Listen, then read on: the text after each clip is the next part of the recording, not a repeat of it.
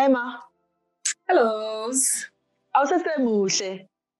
Ngizibumbela wena. Ngiyabonga. Thanks for giving me an excuse to doll up. There's been nothing to do that for.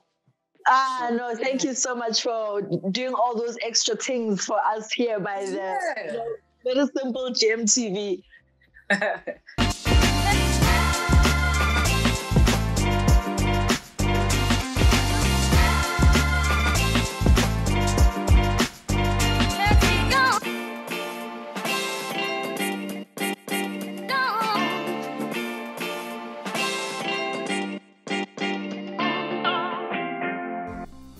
I have a real treat in store for you today.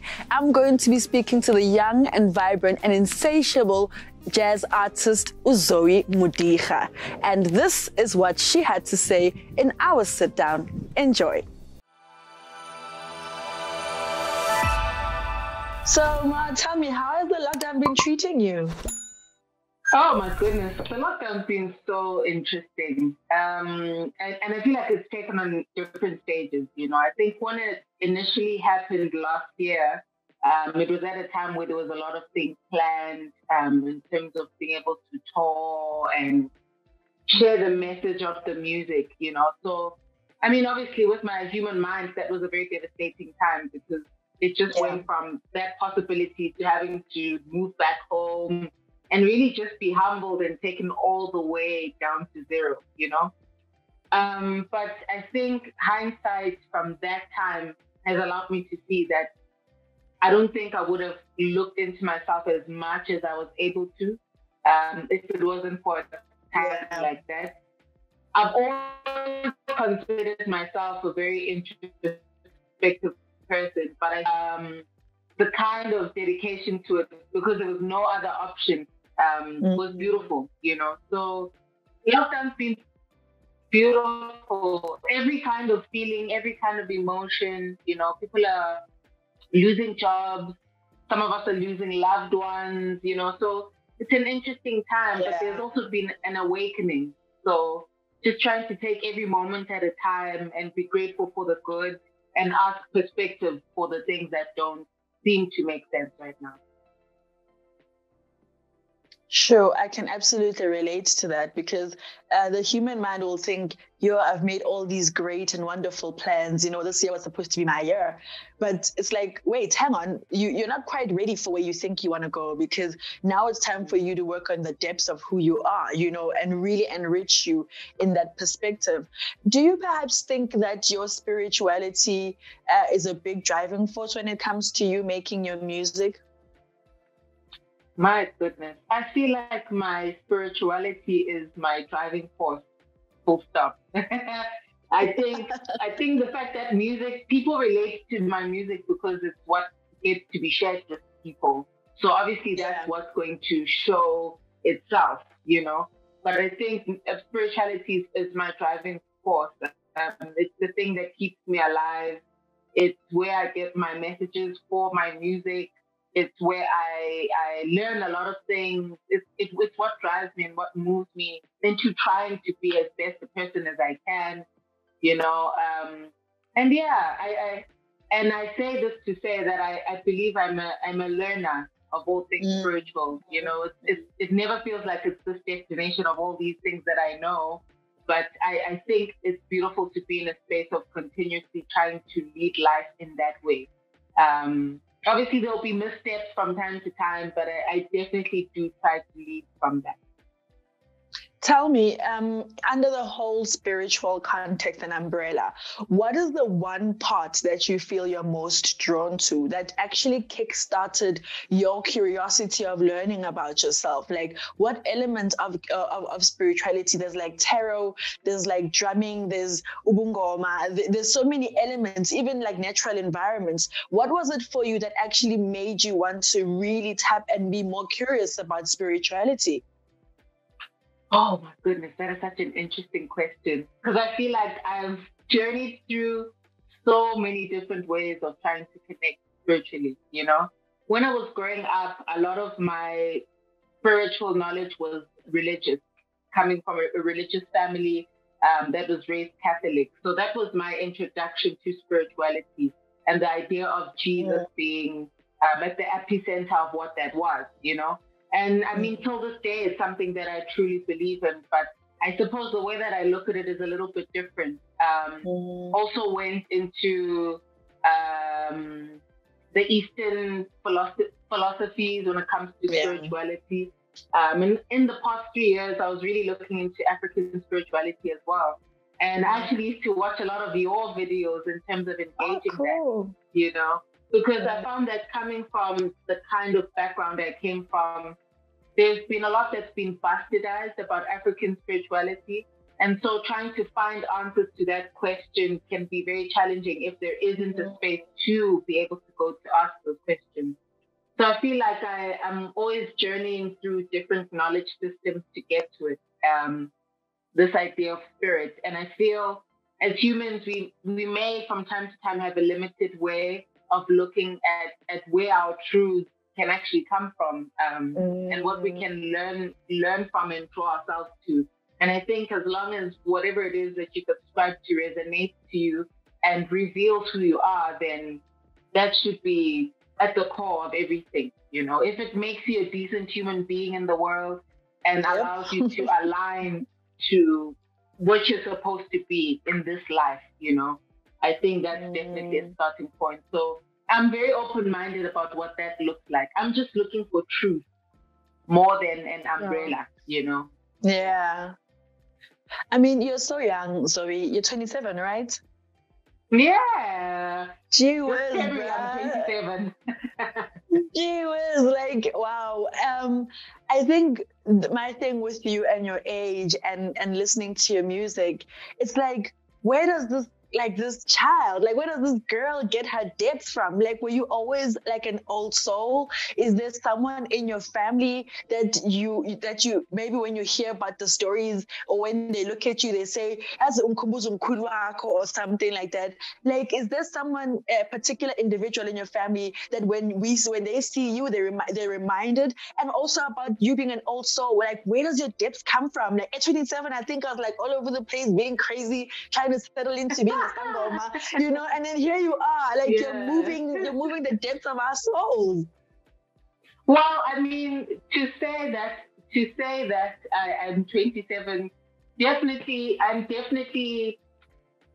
What's the way that I want to say that? I still have thoughts that 27-year-olds have, you know. I'm not just this auntie, you know. I love to be around friends and, you know, explore what that means and have an existential crisis and have a good time. Everything that a person in their 20s goes through, you know. But growing up, that's something that a lot of people used to associate with me, the idea of being an old soul. And I think a part of it was being raised by ugogo nomkhulu to begin with, and really having my formative years being around them and the way that they thought and the way that they did things by mere fact that I was around them, you know. And it was very much to myself, very, very shy, very contained. But I found that when, for example, I had something to say, maybe my peers would always go to me for advice. And sometimes it was advice about things I hadn't gone through. And I found that even with elderly people, like my mom actually used to ask me a lot about things and would say I have such interesting ways of answering her, and she would learn a lot from that, you know? Wow. So I would say, I suppose the old soul thing is a thing as well, you know? And my mom has also said I remind her of ugogo. So the gogo I spoke of earlier is ugogo that was an adopted one that used to live in Lesotho and actually raised my mom and her siblings and raised us. But my biological gogo I didn't get to meet, and her name was Nomtandas. And there are times when I'm likened to her, especially when I'm giving advice to my mom about certain things, you know. So, but I think with a lot of these things,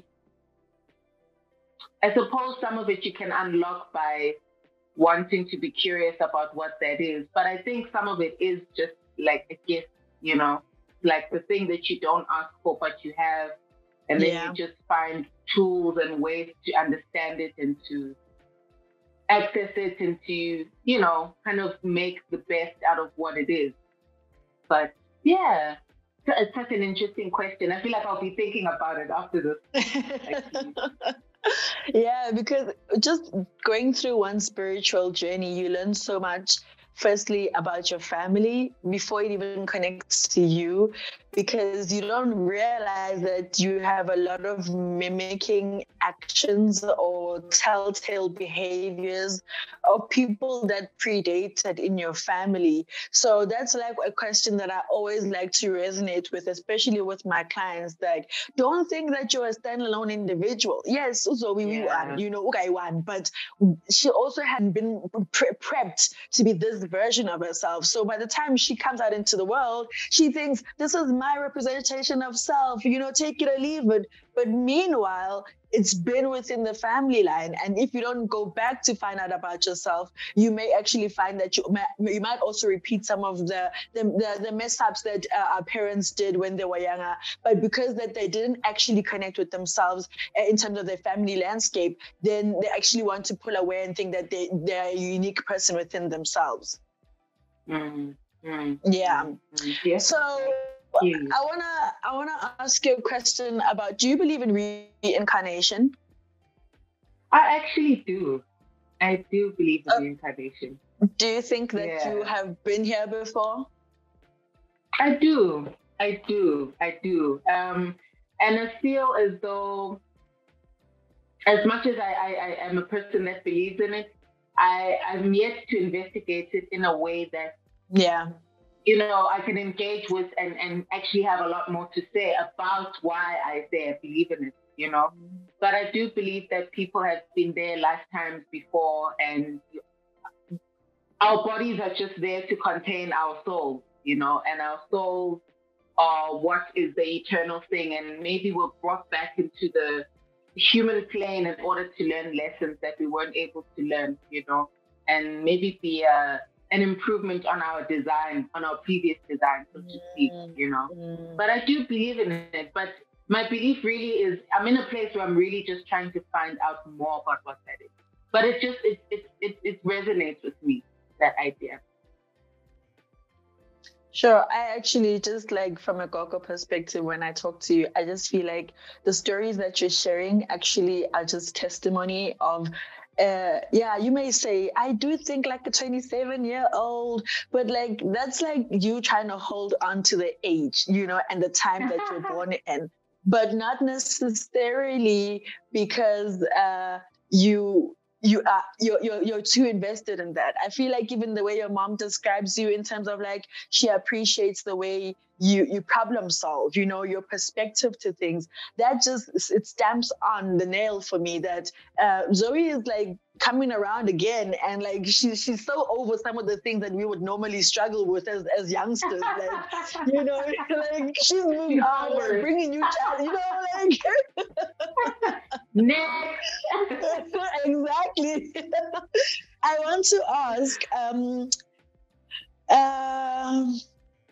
what's that go-to meal that channels your spirit, illuminating your essence of being? Like like the foods that you eat that you feel like connects you back to the kind of energy that you want to share out into the world. What's your go-to meal? Oh, that is a beautiful question. If I were to answer it from the top of my... Hey, these questions are beautiful. That's one thing about these questions. But if I was to think about it from the top of my head, I would say like ikarishi, like the white porridge. Yeah. I would say that. I would say umpino papa as well. It kind of feels like that. Yeah, no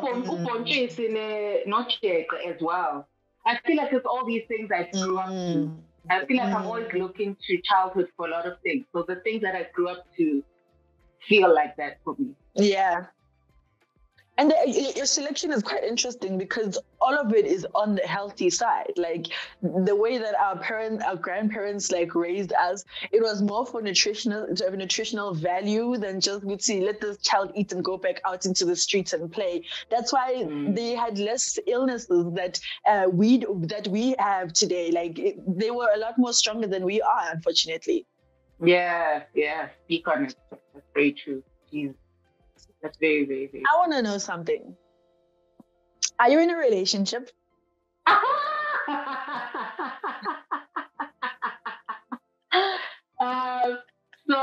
how do I answer this? I am with partner. If I'm honest, I am with partner. Okay. It's just that I usually don't disclose it because I feel that whatever you share with people, they feel the ownership to, and they feel they can have opinions to, and they feel they can, and in many ways they should feel like that because you've opened that world up to them, you know? Yeah. So, yes. But the short answer is that, yes, I am in a relationship. I just prefer to keep it quite private because I feel it's sacred.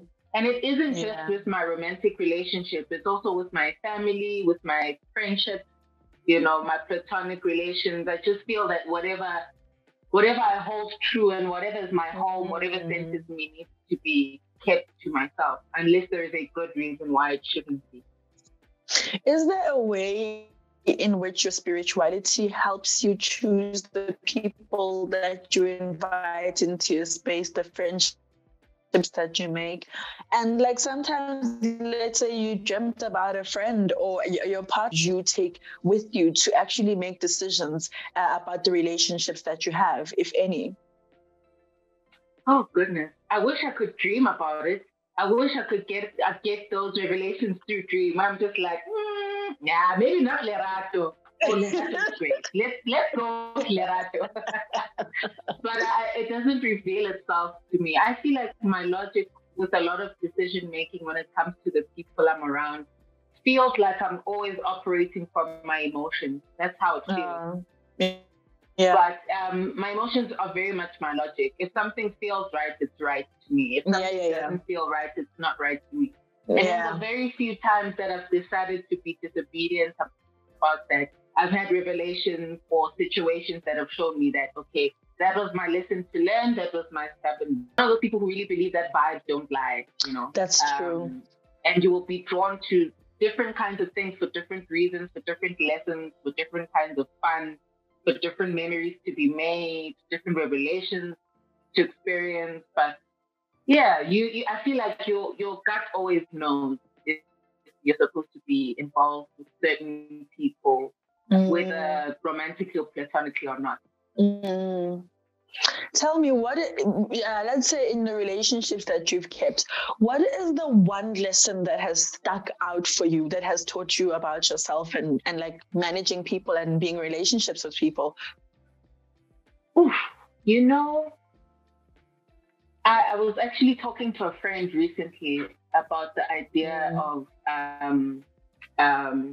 when I am experiencing a shortcoming of sorts with a person that I'm close to, and I'm telling that story to get advice from someone else, I usually own up my end of the stick as well. You know, it's not like, oh, somebody did this and this happened and da-da-da, but I actually also own up and think, okay, I actually perpetuated a certain thing and that got a certain reaction.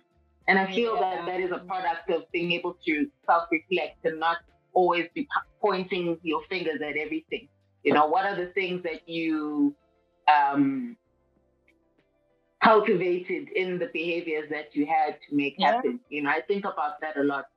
And I think I also self-reflect through talking to God, you know, where I have an opinion about a certain thing, and then I play the devil's advocate to that same certain thing, you know, and just try and find all solutions around it in the way that I behave in certain circumstances and how I reacted to certain things, how the other, you know, I'm always trying to just, it's like a sum. It's almost like a mathematical sum in my mind, but I never exclude myself out of the reality of the world that I'm in, the world I create, and how I relate to people, you know, and how I relate with myself, even outside of people. So I think I definitely try to look in a lot of the time. And spending time alone is what I prefer to be. It's where I get my stimulation as a human being. So having that time to myself allows me to actually not run away from a lot of thinking and face it head on and be like, okay, Zoe, here you were actually not, you were not right, and you need to own up to that. Or here you did the thing. Or why do you speak to yourself so badly? Why do you say such bad things to yourself? Wow, that's deep, yeah. Or girl, you killed that, you know, so yeah, I related like that. That's so interesting. And I'd like to ask, Gutsi, do you believe in ukuhlabela amadlozi? Oh, that is interesting. So, you know, I'm still journeying through that particular question right now, right? And where I'm taking it from is I am curious about this aspect of spirituality. I am trying to break down the ideas I've had about spirituality growing up. So that is not always the easiest thing to do. But I am curious about where I come from, because I feel in many ways, in a lot of other spiritual aspects that people confirm or conform to, you find that there's a lot of reference and wisdom that they grab from the past, you know, whether that's biblically or otherwise. So in my mind, it's like, okay, but it makes sense to then relate to where I come from, the people I come from, you know? But I think one of the roadblocks that I hit was trying to assess what that is on the paternal side, and how there's a lot of unanswered questions, and me not wanting to disrespect going into that, you know? So I think for me, that's the roadblock. That's the thing I'm trying to figure out. But it is something I do wish to engage with. I'm very wary of the protocol. I'm very wary of doing good fights and not awakening things that I shouldn't be awakening. So I feel like it's a path that definitely needs a lot of guidance, but it's something that also definitely resonates to me. And how do you marry the conversation of Christianity, of serving a living God, and also still being a young Black kid in Africa who's curious about their family lineage and about this African spirituality? How do you marry the two conversations in such a way that you are able to not feel like you're offending one or choosing one over the other? You know, I think I'm definitely still trying to investigate what that is, because I have lived with the Christian knowledge a lot longer than I've lived with the African knowledge, you know? Yeah. And in my mind, what revelation has come to me is the fact that even when we look at the biblical context of spirituality, Jesus himself, there is a verse where he speaks about his lineage and what he comes from, you know? Yeah. And he himself, being a teacher to us, and us still learning from him, reflects the fact that there is something to be received from people that come before us. And I don't think it should be any different when it comes to the African context and lineage. And like you said, we find that sometimes we remind people of those that came before us in our family. And I don't think that is something you can truly divorce yourself from. And I think it can be a very powerful tool if you're able to interact with it, you know? I think you may navigate in the world with a lot more knowledge and have a lot more conviction about a lot more things, you know, which is an important place to be, I think, at least. So I'm trying to marry that, but I also understand that in my mind, there is God who created everything. God created the world and everything in it, and God created the people that I come from. And God created people in his or her image, for some that choose to believe in that.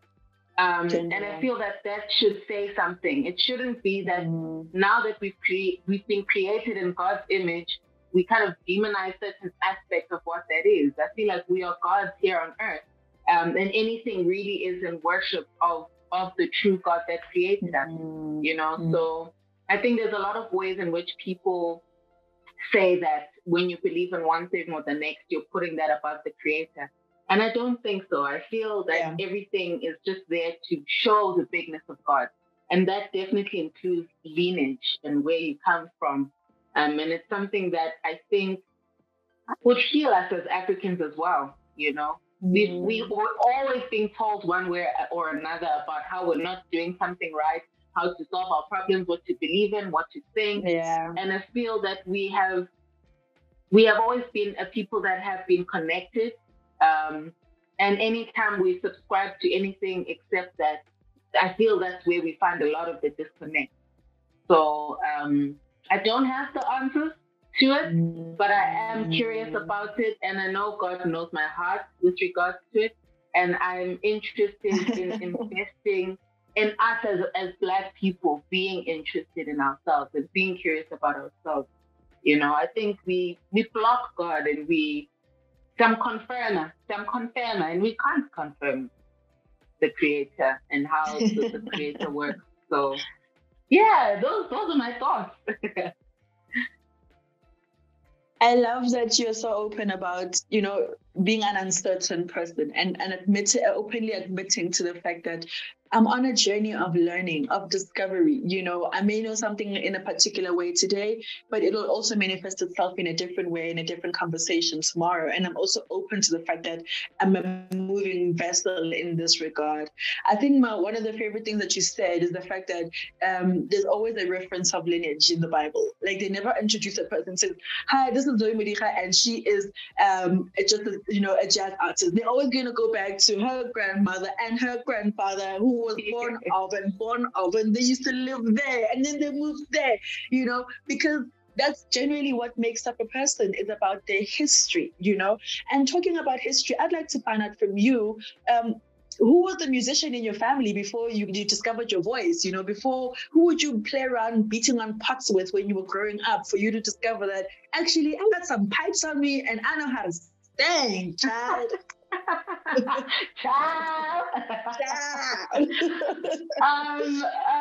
You know, the music question has always been such an interesting one, because for the longest time I always thought I came from a family of academics, you know, who are hardworking and good at what they do and who have different gifts, you know, in their respective careers. And this is at least from the maternal side. But my grandfather, when I was younger, I heard him sing. And I only heard him sing once. He was there for the first 5 or 6 years of my life. And in those 6 years, I only heard him sing one time. What? And when I say it was the most beautiful sound I think I've ever heard, it was the most beautiful sound I think I've ever heard. And for some odd reason or another, every time I'd ask him to sing, he wouldn't, you know, because we were best friends when I was growing up, you know. But I heard him sing once and I thought, I was like, 50, you know, like, you know. But he had a beautiful, beautiful tenor voice. And that's, I suppose, one of the roots. My mother also has a very, very, very beautiful kind of contralto voice. And on my paternal side, there's a lot of gifting there. My father could not sing, but he absolutely adored music. And he was actually facilitating a lot of music development in Ghana at some point when he was still alive. And my one of my sisters and my brother are very musically inclined, and they haven't really gone into venturing into music as a career, so to speak, but it is definitely a gift of theirs, you know. And I think I saw a photograph visiting family a few years ago where there was a great grandfather playing a piano. And I was like, guys, how can you not tell me about this? I never knew this was a thing, you know? So I think that the gift is definitely there, you know, and that's as far back as I can think of it. But I think there's something very true to that. And I think the privilege of being able to receive messaging might be the fact that they weren't necessarily able to access a lot of people you know, and they were just like, I'm done with it, you know. Run with it. Yeah, run with it, boo, run with it. So yeah, that's my family and music. But I've learned a lot of things about music from my family, from my sisters and brothers' taste in music. You know, my family's taste in music has really informed what I think and believe about music and how they've related to it, how they react to it. Yeah, I think it's something quite profound. And about your maternal grandfather that you spoke of, that you only ever heard sing once, have you ever dreamt about him after his passing? Oh, he passed away a while ago.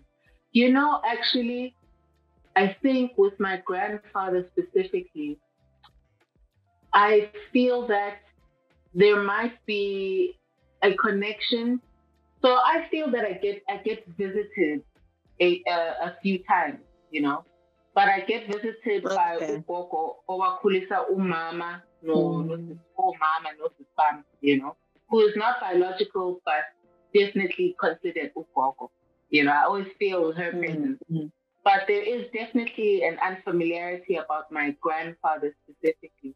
You know, I don't know if it's because it happens, but I don't recognize it. Because maybe it's not familiar to me, or I'm cool or old street, you know. So I'm still working through what that could be. And it's funny that you asked me that. I've been curious about that relationship with my grandfather specifically. But I'll look out to. I'll be like, hey, what's up, bestie? How are you doing? You know. But yeah, I think as far as he's concerned, I have a lot more memories. And I do have like dreams about him.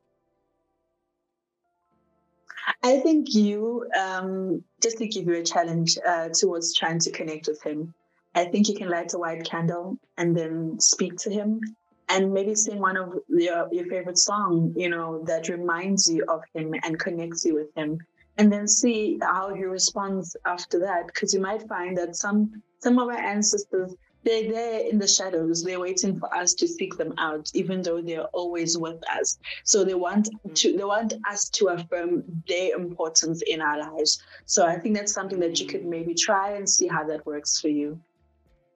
Okay, challenge accepted. Yes, girl. What's the first thing you do when you wake up? The first thing I do when I wake up, unfortunately, is go to my phone. I don't like that, but I'm working on it. I go to my phone, probably try and watch something funny, read a few messages, and then I do some yoga. I find that a lot of like yoga has been helping me just frame my mind. And then I get the day started, you know, whether that's working from home and being unbased the whole day because I can, because I'm going through emails, or taking a shower, you know, and speaking to you. Yeah. So it depends on the day. But I definitely wake up, look through my phone, and then try and do some yoga. Do you perhaps feel like our generation is like stuck and living in our devices more than we are in the physical? Like even pre-COVID, even post-COVID, like I feel like we literally have become a Super Mario and have jumped into our devices, and that's all we do. Like we don't know how to be ourselves anymore outside of them. Definitely. I have had moments between this year and last where I wasn't able to connect for one reason or another. Someone stole my phone, someone stole my Instagram account. So, you know, and I was able to kind of exist outside of that. And what shocked me was that it scared me a little bit. Yeah. That I wasn't able to know, like, what am I doing with my time and my thoughts? And it was weird to me because I form a part of a generation that has lived without these things and that has played games outside and that has kind of transitioned into it, you know. And I've been trying to find a way to navigate that through looking at my screen time and allocating certain hours in a day to interact on social media. But at the same time, it's weird because I love to connect with people and I have a lot of conversations on social media, you know? Yeah. People don't see them because they're usually in my messages and I really enjoy them. Yeah. So it's such a catch-22. And I mean, right now, the idea of visiting someone in this pandemic is already such a big risk, according to our officials and our you know, where we are being told what and what not to do, you know. So trying to respect that, even though I have my own thoughts around it, it means that I'm probably going to be on my phone a lot more, you know. So yeah, it's so tricky, but I wish there was a way to undo that. But I feel there's been a lot of things that social media has been purposely doing to keep us on our phones anyway. You know, there's a lot of things that they have been cultivating in the way of trying to understand human beings' thought patterns and trying to create certain things that give them classification, certain things that keep them on there longer, you know. So I suppose we are slaves to that system, you know, and we are the great experiment that was successful to whomever has been putting those systems in place, you know. But we can definitely do better and cultivate that, something outside of that, you know. I do think we can, but challenging. The truth is that it's challenging, but so very good thing. That's right. Everything comes in moderation, right? We are the ones who have to discern what's too much and how we can keep going with that going forward. But also talking about social media, I feel like there's also so many pluses because for us to even find each other is because we are able to interact on social media. It has made the world so much smaller. And with that said, do you think one day you'd have an impromptu concert on social media just to, you know, to kick off time, connect with your fans, and, you know, just grow your network by virtue of being found and stuck at home based on restrictions? Oh my goodness. I think I have done so many virtual performances that I have turned into a virtual performance. Like I've done a lot of those. I've done a lot of those. But what I also enjoy outside of the planned performances is when I just feel like playing music. And I do have a lot of impromptu concerts, so to speak, that I do on my Instagram, you know. I enjoy just catching people off guard where I don't say this is what's going to happen and doing it. It's there, you know. I feel like there's something quite magical about it, and I feel that anyone that gets to see it was supposed to have that moment and create that world and have communal healing in that, you know. That's true. But yeah, I definitely. I mean, a whole global pandemic has happened, and I feel that one of the greatest things that I've ever experienced as a human being in this life is to be able to perform to people and feel the energy and kind of have a feeling of the heaviness that certain people come with, and feeling that by the time the concert ends, there's a lightness in the air, you know. That's the feeling that I'm most addicted to, that I find is a lot more difficult to achieve on social media, you know. But I also don't take for granted that music was a gift before, and it will be a gift even in this time, you know, and that we all need music. I need it too. When I play it, I need it too, you know. And it's nice to be around music lovers and experience that moment where we are all in our place of need and we're all receiving something from it. I love that you say that you performing and you just singing also brings healing back to you. And I find that also in my practice, anytime meeting trying to advise somebody, it's like, girl, like that's also back at you, you know, you need to hear those lines yourself. So I love that there's so much that there's a like reflective space that we have in the things that we do, that it's not just always just one-way traffic going outside to the world, but it's also reciprocated. I wanted to know, do you know Itakazelo Zakho? No. Okay, so it's two ways. I know my Mutiha Tagazelo, right? And that's my maternal surname. I know that. I'll explain myself. I feel like there's a long story. But we discovered them recently, right? The Muteka Tagazelos. Now, Oh, cool. Okay. The Yeah. fact that I speak isiZulu is because my grandfather had a lot of siblings, and he decided to migrate from Pretoria, Tswana-speaking space, and went to migrate down to KwaZulu-Natal. So now in him migrating to KwaZulu, that has formed a part of our identity, a part of the identity of the people that were raised there, and I'm one of those people, right? So we've been trying to find out about the Tagazelo, and only recently have been finding out about it.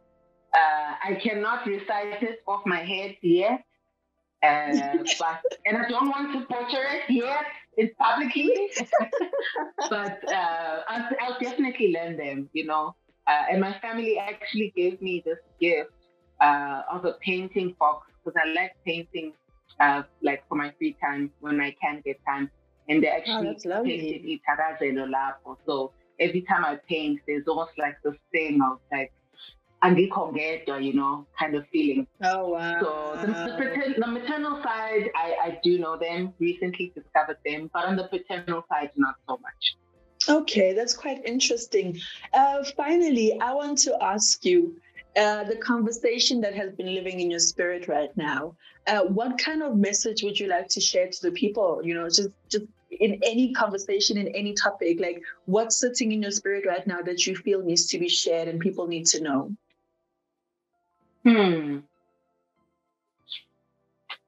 I think one thing that I've been thinking about is the idea of really going back to self and connecting, And I say this not to say that I have always been this connected person, or I am the poster kid of connection.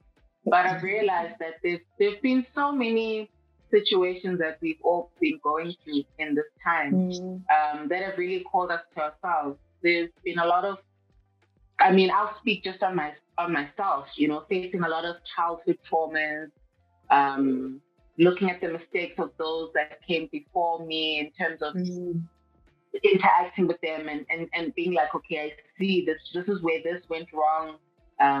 Self-discovery,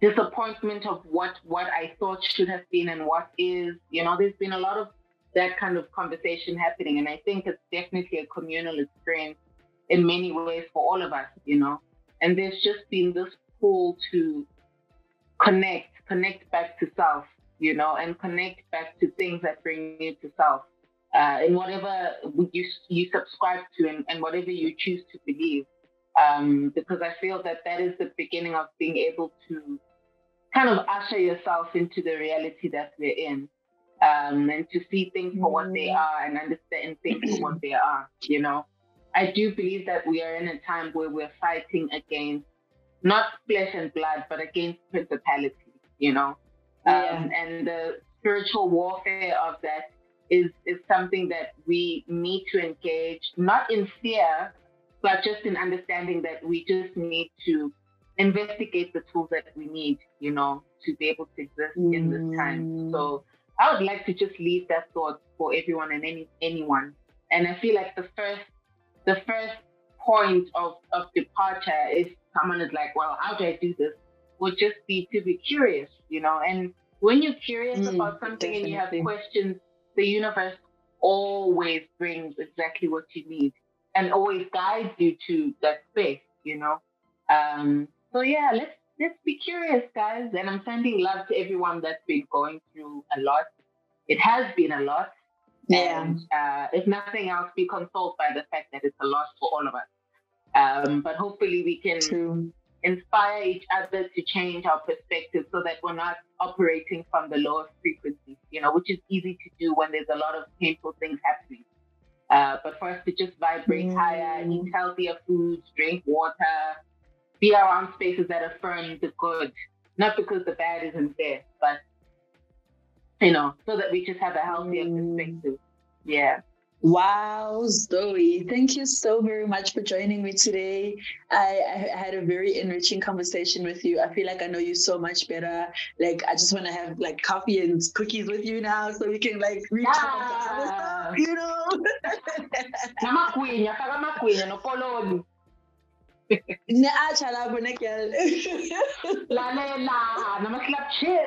Oh, wow. You just reminded me of G64. Thank you so much, sis. I wish you all the best in your career. I wish you all the best in your spirituality and for you to move to the spaces that you're definitely called to and for you to flourish, man. I feel like you're such an amazing person and the world is like so blessed to have you. And South Africa is even more blessed to claim you. So, Tanda, the kudu. Thank you so much. Thank you for being a beautiful teacher that we've all been able to learn from. May you also be enriched in your work, your beautiful, beautiful work. And thank you for the conversation. I was very excited about this. I'm glad it happened. Yay! Thank you so much for availing yourself. You are like such an easy person. Like I hit you up once and you're like, yes, girl, anytime. You wasn't no. Thank you, my love. Enjoy the rest of your day. You too. Thank you. Thanks, love.